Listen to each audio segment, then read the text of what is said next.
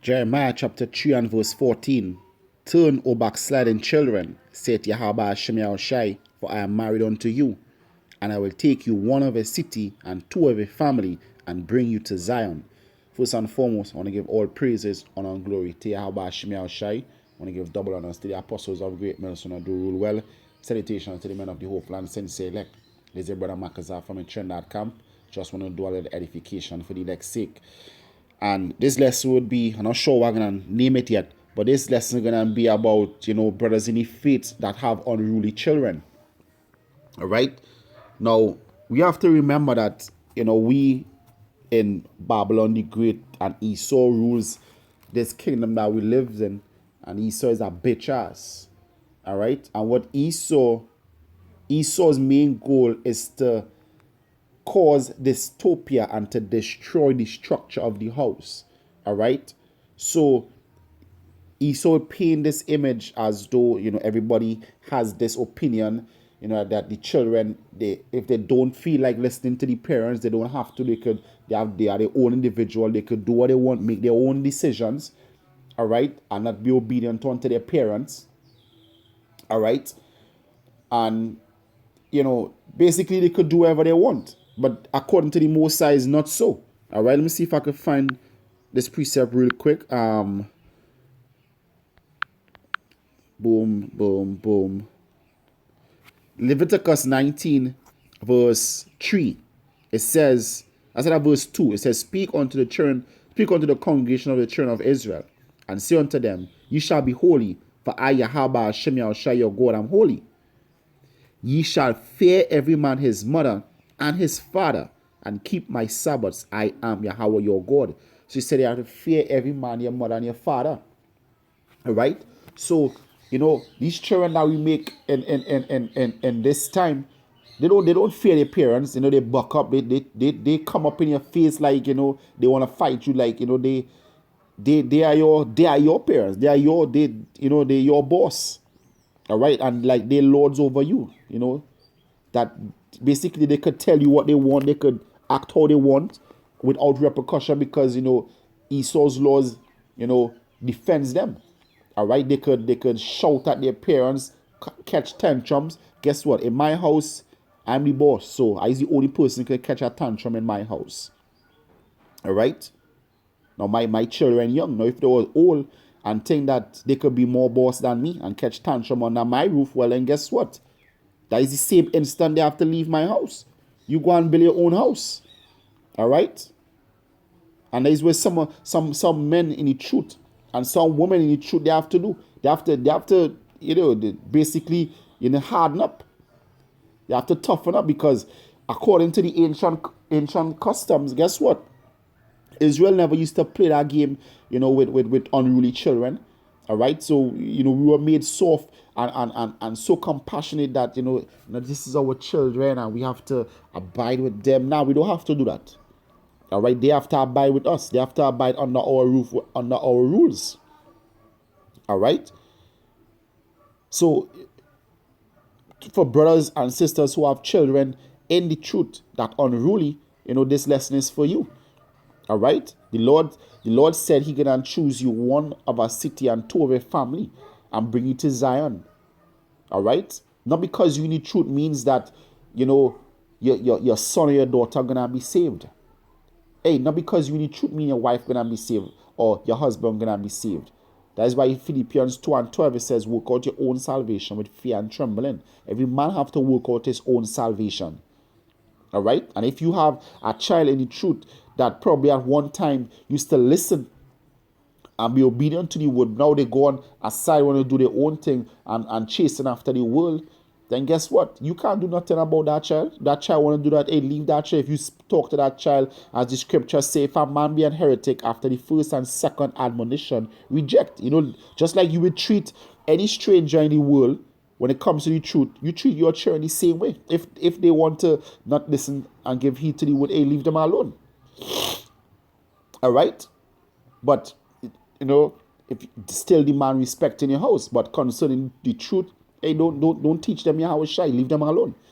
All right? Because you're not guaranteed to save your children. But in the days of trouble, that is when they're going to realize that they messed up. And that is when they're gonna want to, learn Yahweh Hashem Yahushai. But just like any average Joe, any average tutor in the world that heard the word and rejected it, your children gonna be just like that. A lot of our children are two-thirds, and we have to accept that fact.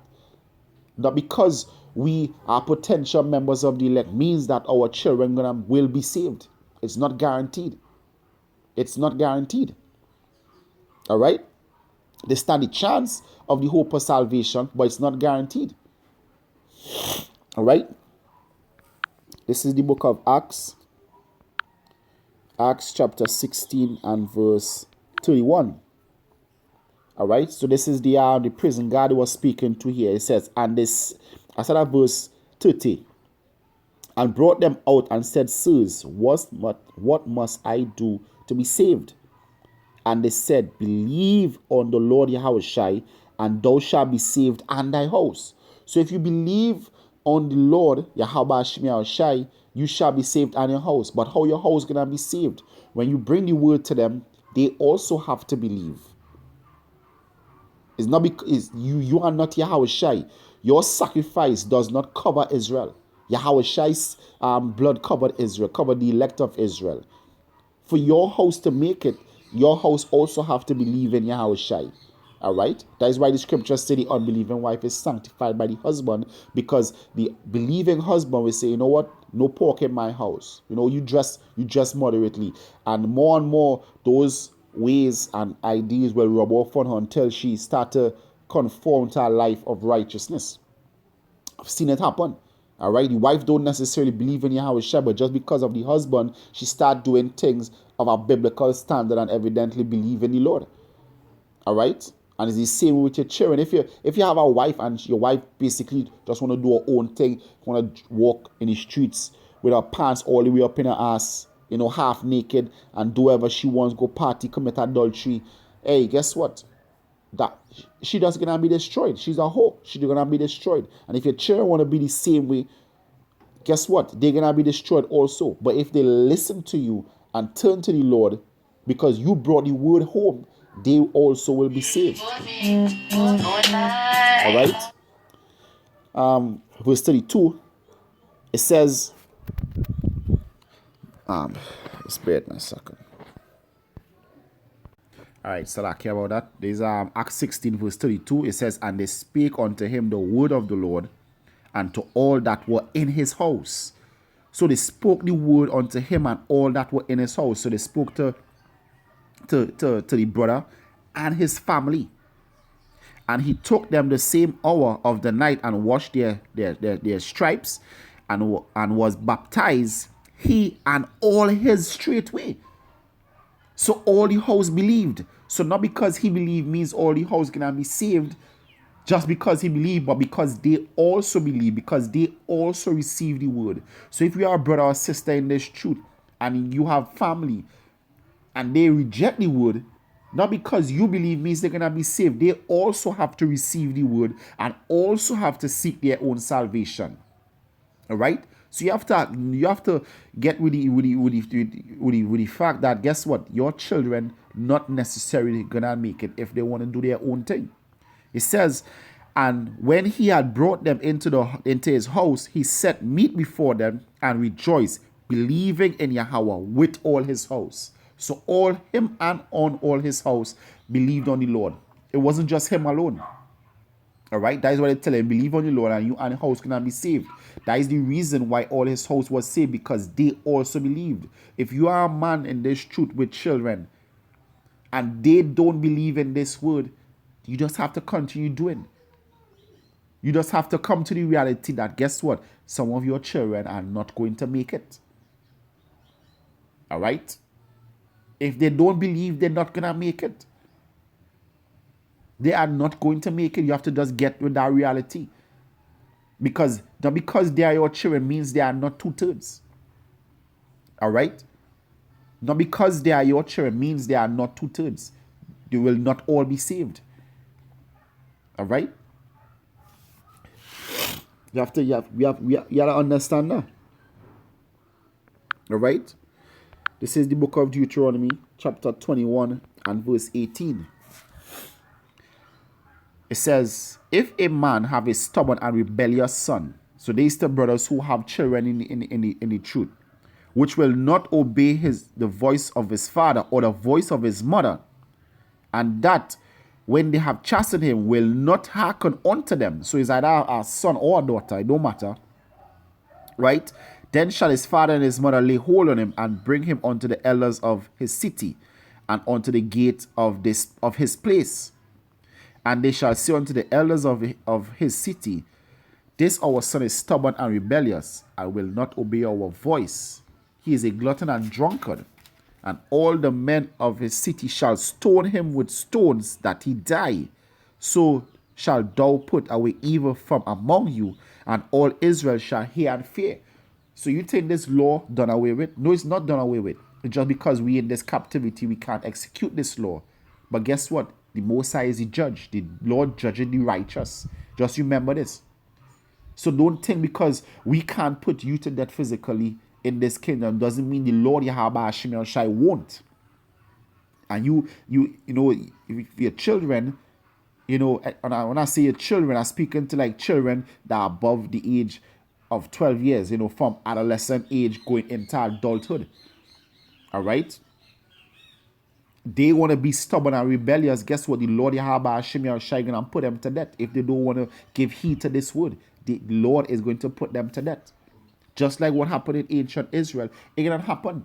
The Lord Yahweh Hashem Yahushai is gonna put them to death because they don't want to give heed unto this word and hearken unto you as the leader of the house. All right. It's only a matter of time before the Lord start bringing great judgment. The Lord already bringing judgment. But it's only a matter of time before the Lord bring great judgment to this place. And in that time, that is when your children and your friends and your family is going to want to turn to the Lord. But you're going to be too late. When the scripture said they're going to seek from east to west for the word of the Lord and shall not find it, that a lot of them going to be your close relatives. Because they know, pursuant to Zechariah 8:23, that the Lord is with you. They know the Lord is with you. So therefore, they're going to be seeking you out. But guess what? They're going to wake up one morning and not find you. Or they might just be separated. All right? And the Lord going to deal with them according to their wicked ways. All right? The Lord going to deal with them according to their wicked ways. There's the final precept here. This is Ezekiel chapter 14 and verse 12. It says, the word of Yahweh came again unto me, saying, Son of man, when the land sinneth against me by trespassing grievously, then I will stretch out my hand upon it, just like the Lord gonna do to Babylon the Great, and will break the staff of bread thereof, means the Lord gonna bring famine. All right, I will send a famine upon it, and will cut off man and beast from it. Though these three men, Noah, Daniel, and Job, we know these were righteous men. Though these three men, Noah, Daniel, and Job, were in it, though they were in the destruction, they shall deliver but their own souls by their righteousness, saith Yahweh. Their own souls by their righteousness. Work out your own salvation through fear and with fear and trembling. It says, if I cause noisome beasts to pass through the land, and they spoil it, so that it be desolate, that no man may pass through because of the beasts. Verse 16, though these three men were in it, as I live, saith Yahweh Hashem Yahushai, they shall deliver neither sons nor daughters. They only shall be delivered, but the land shall be desolate. So you're going to deliver your son nor your daughter.